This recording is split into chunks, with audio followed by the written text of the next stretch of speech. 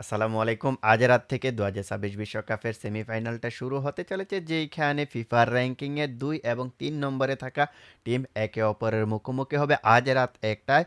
France এবং স্পেনের মধ্য দিয়ে ২০২৬ বিশ্বকাপের ফার্স্ট সেমিফাইনালটা অনুষ্ঠিত হবে আগামীকালকে রাত ১টায়। আর্জেন্টিনা এবং ইংল্যান্ডের ম্যাচ দিয়ে ২০২৬ বিশ্বকাপের সেমিফাইনালটা সমাপ্তি হবে। ওইখানেও আপনি দেখতে পারবেন যে ১ এবং ৪ অর্থাৎ ফিফার র্যাঙ্কিংয়ের ১ এবং ৪ নম্বরে থাকা টিমের ম্যাচ হবে। ইতিহাসের অন্যতম স্মরণীয় একটা অধ্যায় কিন্তু এবারের বিশ্বকাপটা হয়ে থাকবে, কারণ ফিফার র্যাঙ্কিংয়ের ১ থেকে ৪ নম্বরে যারা আছে সবাই কিন্তু সেমিফাইনালে উঠে গেছে। এটা নিয়ে হয়তো আপনারা অনেকগুলাই কথাবার্তা শুনেছেন। তো আমরা ওই দিকে যাব না, আমরা বেসিক্যালি আজকের ম্যাচটা এবং আগামীকালকে বিশেষ করে আর্জেন্টিনা এবং যেই ইংল্যান্ডের ম্যাচটা রয়েছে সেটা নিয়ে বেশি কথা বলার ট্রাই করব। তো আজকে রাতের ম্যাচটার কথা যদি বলি, তাহলে এক সাইডে আপনি দেখতে পারবেন যে কিলিয়ান এমবাপ্পে, ওলিসে, ডোয়ো, ডেম্বেলের মতো ফুটবলাররা রয়েছে, আর অন্যদিকে লামিনে ইয়ামাল, পেদ্রের মতো ফুটবলাররা রয়েছে। সো আজকে ইন্টারেস্টিং একটা ম্যাচ হইতে চলেছে, এতে কোনো ডাউট নেই। তো আজকের ম্যাচের ফলাফলটা কি হইতে পারে দেখুন, মাঠের মধ্যে তো যারা ভালো ফুটবল খেলবে বেসিক্যালি তারাই তো ফাইনালে যাবে, এটা তো স্বাভাবিক বিষয়। তবে এবারের বিশ্বকাপে ফ্রান্স এবং স্পেন যেভাবে খেলতেছে কেউ তো কাউকে ছেড়ে কথা বলবে না, এটা তো স্বাভাবিক বিষয়। তবে এখনো পর্যন্ত আপনি যদি ফরওয়ার্ডের কথা হিসেব করেন তাহলে অবশ্যই ফ্রান্স এগিয়ে থাকবে, আর যদি আপনি মিডফিল্ডের কথা হিসেব করেন তাহলে কিন্তু অবশ্যই স্পেন কিন্তু এগিয়ে থাকবে। তো এখন প্রশ্নটা হচ্ছে ফ্রান্স এবং স্পেনের যে মিডফিল্ড এটা কেমন দেখুন। বিশ্বকাপের আগে আমি যেটা ভাবছিলাম, বিশ্বকাপের ফার্স্ট একটা দুইটা ম্যাচের পরে আমি যে জিনিসটা ভাবছিলাম যে ফ্রান্সের মিডফিল্ডটা কিছুটা উইক, বাট আমার কাছে মনে হয়েছিল। বাট ধীরে ধীরে তারা যখন টুর্নামেন্টটা প্রোগ্রেস করলো, আমার কাছে মনে হইতেছে যে ওয়ান অফ দ্য বেস্ট যে মিডফিল্ড তাদের হাতেও কিন্তু রয়েছে। যদিও তাদের হাতে আপনার ওই ওয়ার্ল্ডের বেস্ট 1 2 3 4 টাইপের যেই মিডফিল্ডারগুলো থাকে না সিরিয়াল করলে, এই টাইপের মিডফিল্ডার নেই। কিন্তু টিম গেম একটা কথা আছে না, টিম গেমে কিন্তু ওরা অনেকটা এগিয়ে আছে। তো আপনি যদি এখন স্পেনের কথা যদি বলেন তাহলে অবশ্যই আপনাকে মানতে হবে বর্তমান বিশ্বে যতগুলো মিডফিল্ড নির্ভর টিম রয়েছে এর মাঝে one of the best team হচ্ছে স্পেন। তো এই জায়গাটাতে আমরা স্পেনের যে মিডফিল্ড এবং অপোনেন্টের যে ফরওয়ার্ড এদেরই কিন্তু বেসিক্যালি ব্যাটেলটা দেখতে পারবো। বেসিক্যালি যারা মিডফিল্ডটা কন্ট্রোল করতে পারবে, সো তারাই কিন্তু আমার কাছে মনে হয় যে ম্যাচটা বের করে আনতে পারবে।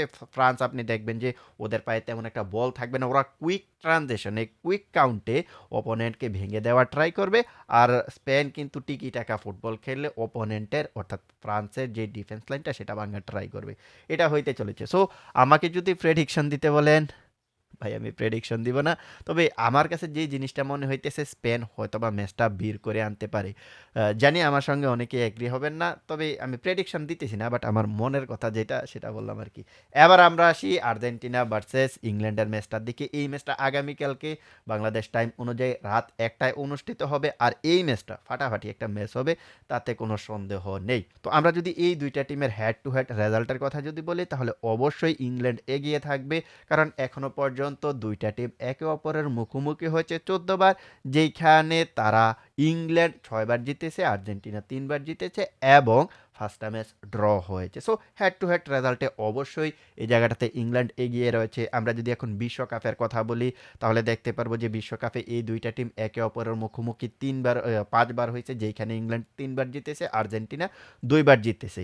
এখন আমরা যদি এই দুইটা টিমের যদি নকআউট স্টেজে একে অপরের মুখোমুখি হওয়ার সিনারিগুলোর কথা বলি তাহলে দেখতে পারবো যে টোটালি ৩ বার একে অপরের মুখোমুখি হয়েছে, যেখানে আর্জেন্টিনা ২ বার জিতেছে, ইংল্যান্ড ১ বার জিতেছে।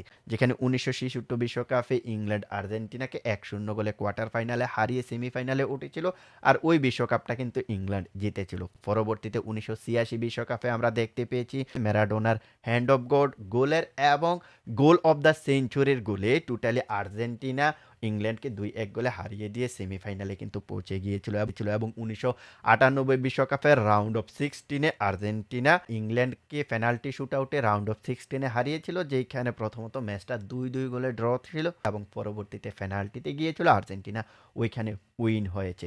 আমরা যদি এখন গ্রুপ স্টেজের কথা বলি তাহলে দেখতে পারবো যে ১৯৬২ এবং ২০০২ সালে এই দুইটা টিম একে অপরের মুখোমুখি হয়েছিল বিশ্বকাপে, যেখানে ১৯৬২ বিশ্বকাপে আর্জেন্টিনাকে ৩-১ গোলে হারিয়েছিল দিয়েছিল এবং ২০০২ সালে আর্জেন্টিনাকে ১-০ গোলে হারিয়েছিল ইংল্যান্ড।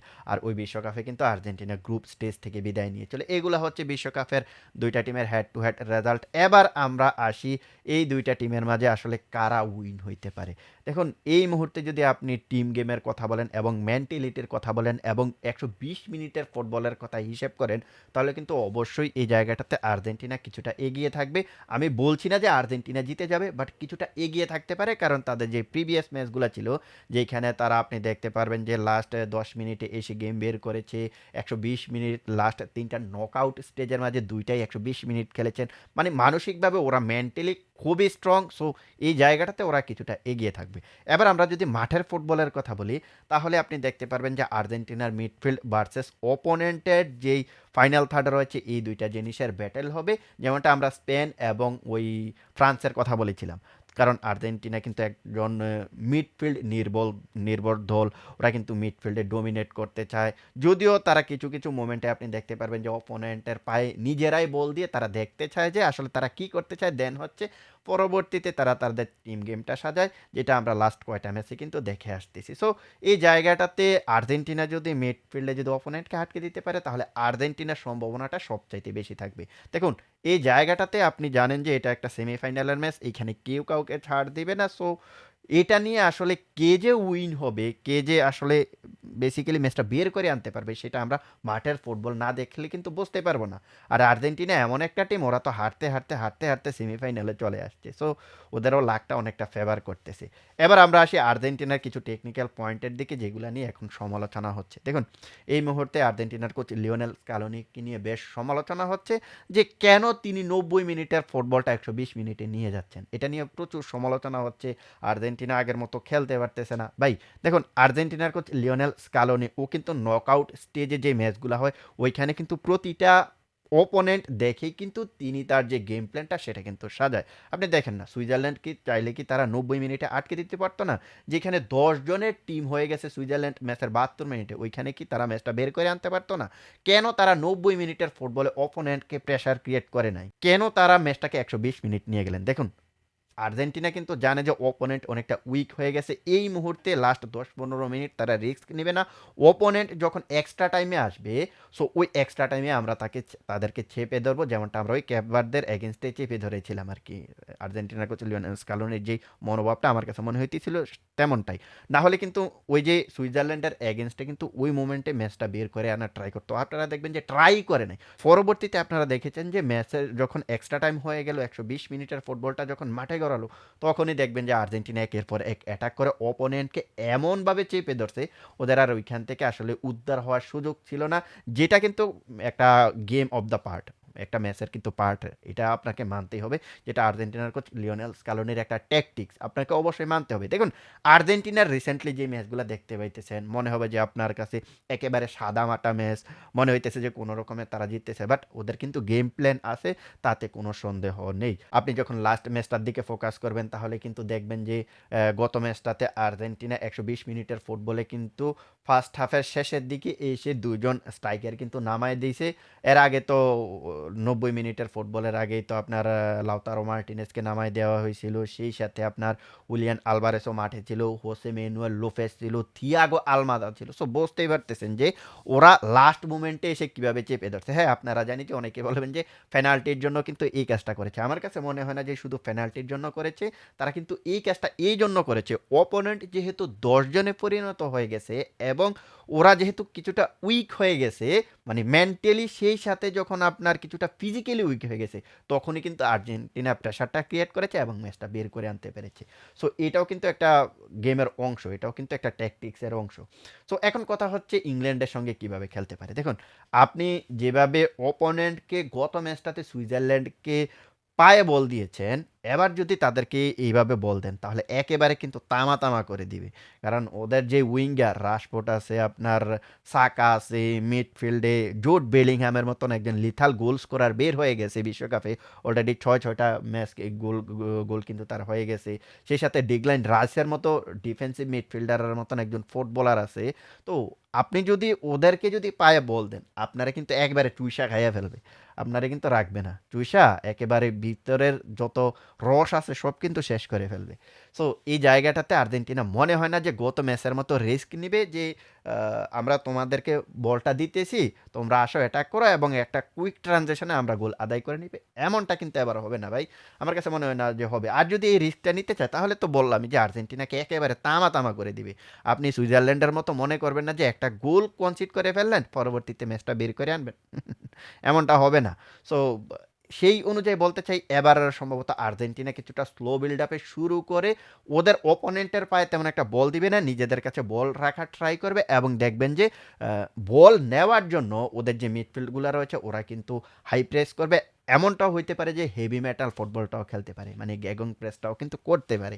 সো দেখা যাক শেষ পর্যন্ত কি হয়। সো আর্জেন্টিনার ইতিহাস যেটা বলে, ইতিহাস হিসেবে আর্জেন্টিনার ফাইনালে যাওয়ার কথা।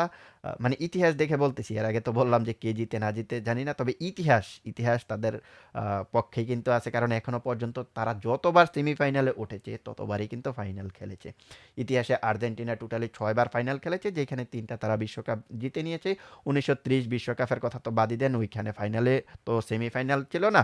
সো বাকি যে টুর্নামেন্টগুলো ছিল, যেমন 1978 বিশ্বকাপের সেমিফাইনালও তারা জিতে ফাইনালে গিয়েছে, 86 বিশ্বকাপের সেমিফাইনালে জিতে ফাইনালে গিয়েছে, 2014-র কথা বলেন সেমিফাইনালে জিতে ফাইনালে গিয়েছে, 2022-এর কথা বলেন সেমিফাইনালে জিতে ফাইনালে গিয়েছে। টোটালি 5বার কিন্তু সেমিফাইনালে জিতে ফাইনালে গিয়েছে।